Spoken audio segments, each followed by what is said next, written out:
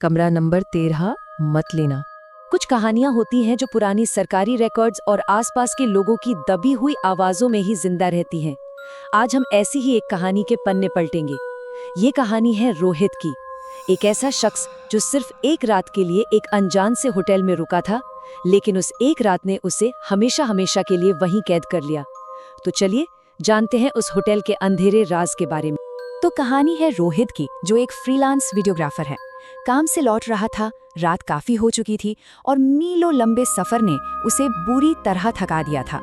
उसे बस कुछ घंटे की नींद चाहिए थी और इसीलिए उसने हाईवे पर बने एक बिल्कुल सुनसान से होटल शिवम रेजिडेंसी के आगे अपनी गाड़ी रोक दी। रिसेप्शन पर एक बहुत बूढ़ा आदमी बैठा था। उसकी आंखें ना अंदर की तरफ धसी हुई थी और आवाज में एक अजीब सी खोखलाहट थी। रोहित ने जब कमरा मांगा तो उस आदमी ने कांपते हुए हाथों से रजिस्टर खोला और कहा, कमरा तो सिर्फ एक ही खाली है, कमरा नंबर 13। ये सुनते ही रोहित को हल्की सी हंसी आ गई। उसे लगा, क्या अंधविश्वास है या शायद मेहमानों को डराने का कोई पुराना तरीका होगा। उसने उस बूढ़े आदमी की आंखों में जो डर था उसे पूरी तरह से नजरअंदाज कर दिया और चाबी ले ली। उसे क्या पता था कि वो चाबी एक कमरे की नहीं बल्कि एक जाल की थी। जैसे ही रोहित जाने के लिए मुड़ा, रिसेप्शनिस्ट ने उसे अपनी उसी खोखली आवाज में रोका।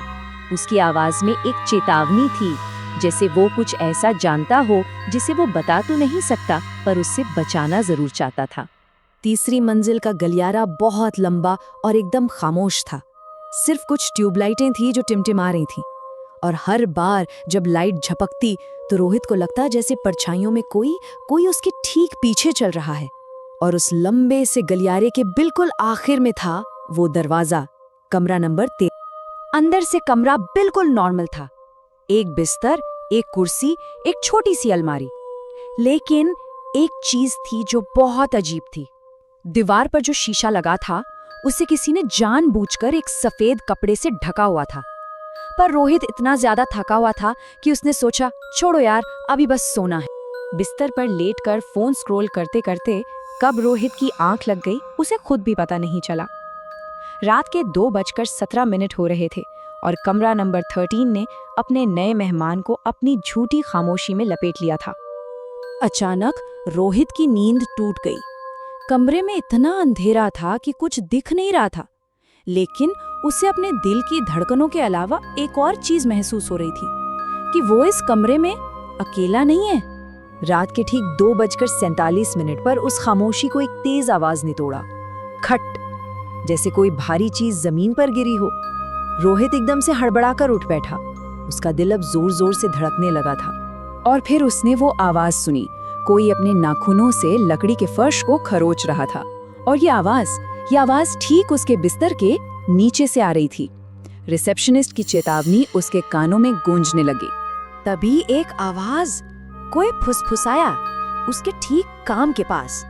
रोहित का पूरा शरीर जैसे जम गया था, वो हिल भी नहीं पा रहा था। डर इस बात का नहीं था कि कमरे में कोई है, असली डर तो इस बात का था कि जो भी है उसे उसका नाम पता है। डर के मारे उसकी सांसें अटक रही थी, लेकिन फिर भी उसने किसी तरह हिम्मत जुटाई। उसे लगा कि जवाब सिर्फ एक ही जगह मिल सकता है, कमरे की उस सबसे अजीब चीज के पीछे, वो ढका हुआ शीशा। उसने धीरे धीरे उस कपड़े को पकड़ा और एक ही झटके में खींच दिया। शीशे में जो दिखा उसे देखकर उसकी रूह कांप गई। शीशे में रोहित का अक्स नहीं था। उसकी जगह एक लड़का खड़ा था जिसका चेहरा बुरी तरह जला हुआ था और उसकी खाली आंखों से खून टपक रहा था। और उस लड़के के ठीक पीछे दीवार पर खून से लिखा था, चेक इन 3 साल पहले, चेकआउट कभी नहीं। अब रोहित को सब समझ आ रहा था। इस कमरे में मेहमान आते तो हैं पर कभी वापस नहीं जाते। तभी अचानक उसका फोन अपने आप ऑन हो गया।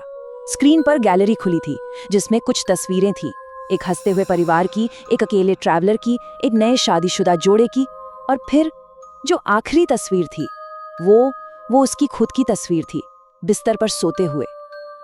और तस्वीर के नीचे बस एक शब्द लिखा था, अगले। तभी दरवाजे पर किसी ने दस्तक दी।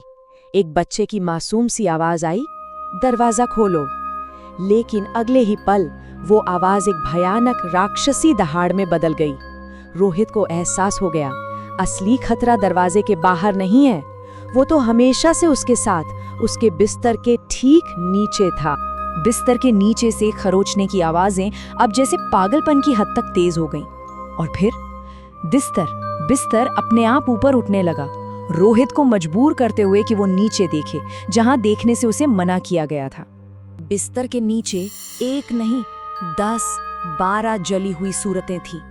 उनकी आंखें रोहित को ही घूर रही थीं और उनके जले हुए हाथ ऊपर की तरफ बढ़ रहे थे, जैसे उसे अपनी दुनिया में खींचने के लिए। अपने आखिरी पलों में रोहित के दिमाग में सारी कहानी एकदम साफ हो गई।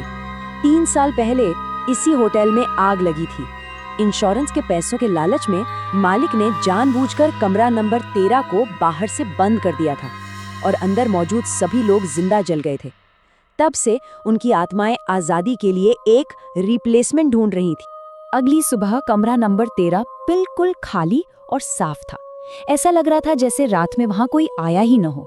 बस रिसेप्शन पर रखे उस पुराने से रजिस्टर में एक नई एंट्री जुड़ गई थी। कमरा नंबर 13 भरा हुआ। रोहित, जो एक शिकार बनकर उस कमरे में आया था, अब हमेशा के लिए वहीं कैद हो चुका था। वो खुद एक शिकारी बन गया था, अपने अगले मेहमान के इंतजार में, और उन जली हुई आत्माओं में से किसी एक को उसकी जगह आजादी मिल चुकी थी। एक जान के बदले एक जान, यही उस कमरे का सौदा था। तो अगली बार जब कोई कहे कि सिर्फ कमरा नंबर 13 ही खाली है, तो याद रखिएगा, कुछ कमरे मेहमान नहीं ढूंढते, वो अपना बदला ढूंढते हैं। और खुद से पूछिएगा, क्या आप वो कीमत चुकाने को तैयार है?